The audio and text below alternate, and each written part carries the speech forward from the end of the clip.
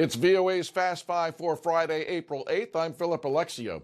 She sells seashells on the seashore. No, that's not it.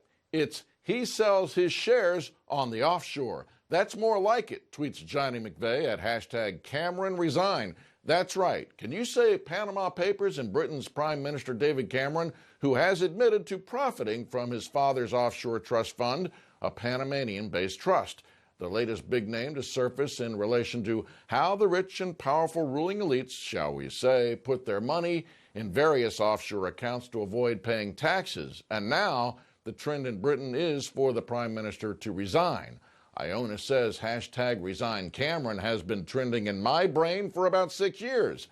Even though the Prime Minister sold the shares before he took office, that's not doing it for Ayadita, who is putting a very serious curse on the PM with, "May all your biscuits be broken, your tea be weak, and your milk at least a month old." Everybody's being hacked, so the U.S. government wants to do something about it. Enter the Feinstein-Burr legislation named after two senators, which would force tech companies to decrypt encrypted data when they are forced to do so with a court order. But the president is not supporting it, and the debate centers on just where this idea will go. For example, what would be the methods, the limitations, penalties if you don't comply, the attack on privacy, and another door for hackers? Matthew Green, he teaches cryptography at Johns Hopkins and says it's not hard to see why the White House declined to endorse Feinstein-Burr. They took a complex issue, arrived at the most naive solution. And Julian Sanchez says Burr-Feinstein might be the most insane thing I've ever seen. It is do magic in legalese. Well, coming up next, a very surprise winner. I'm Jeff Selden, and I work the National Security Beat.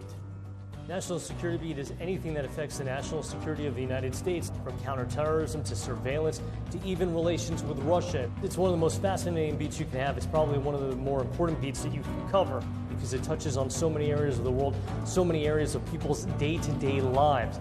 I'm Jeff Selden, and my beat is national security. Former President Bill Clinton, stumping for his wife on the campaign trail, got into a debate with some Black Lives Matter protesters in Philadelphia, and their comments back and forth are drumming up a lot of social media responses. Seems there's always popcorn available for the Twitters like It's Not For Me, who says Bill Clinton telling BLM they're defending murderers and drug dealers. Time to sit back and watch the fireworks. Clinton defended his crime bill when he was in office, one that increased the sentences of gang-related crime, but BLM said that just put more African Americans in prison disproportionately. But Bill Clinton is right, says Michelle Bradbury.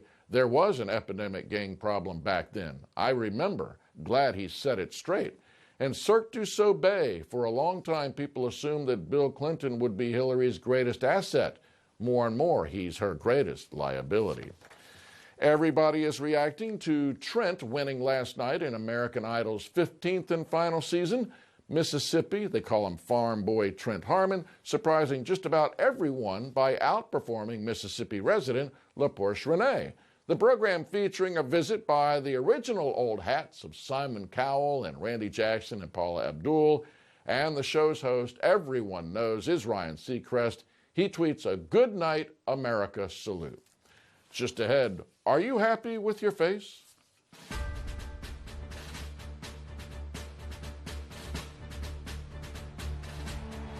There was action outside the debate hall.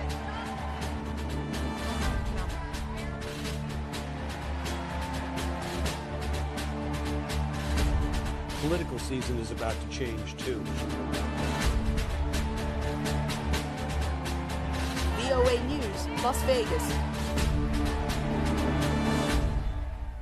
Sometimes things are better left undone. Yvette O'Brien says, all I wanted was to be a baby doll, not an ugly, scary Chucky lookalike.